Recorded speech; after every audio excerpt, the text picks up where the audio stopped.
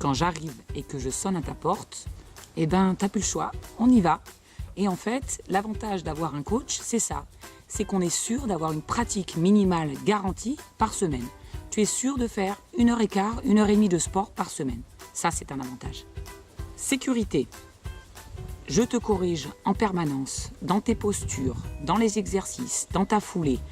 Et du coup, je t'apprends les principes d'une pratique saine et donc durable.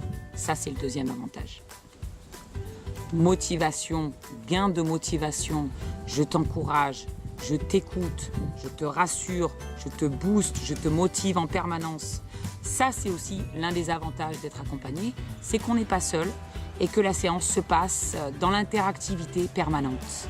Et du coup, ça passe très vite. Quatrième avantage, eh bien, tu bénéficies du regard compétent, professionnel, de quelqu'un qui connaît vraiment bien la pratique sportive. Quand tu cours, tu ne te vois pas. Moi, je te vois et je peux te corriger dans l'instant. Ça, c'est très important parce que c'est ça qui va te permettre de progresser. C'est les retours et les conseils de quelqu'un qui a un regard distancé sur ta pratique. D'ailleurs, le fait d'entamer une démarche de remise en mouvement, qu'est-ce qu'il se passe? Les séances durent 1h15, 1h30. Pendant ces séances, on parle, on échange. Et du coup, se met en route une réflexion sur soi, sur la manière dont on a envie de prendre soin de soi. Et ça aussi, c'est quelque chose qui a lieu dans le temps de l'accompagnement et qui n'a pas lieu quand tu es seul face à ta remise en condition physique. Et puis, évidemment, point très important, quand on est à deux, il y a du lien humain qui est là.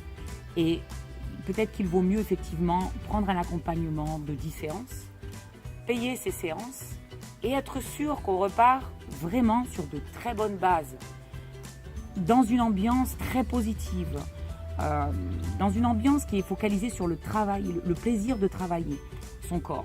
Et ça a un prix, mais c'est la garantie aussi d'une longévité dans la pratique, c'est-à-dire d'une pratique qu'on va poursuivre, plutôt que de faire des erreurs, de se faire mal et peut-être d'abandonner finalement.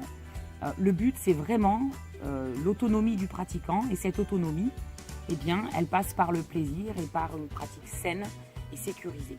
Voilà pourquoi travailler au départ avec un professionnel du sport, c'est plus intéressant.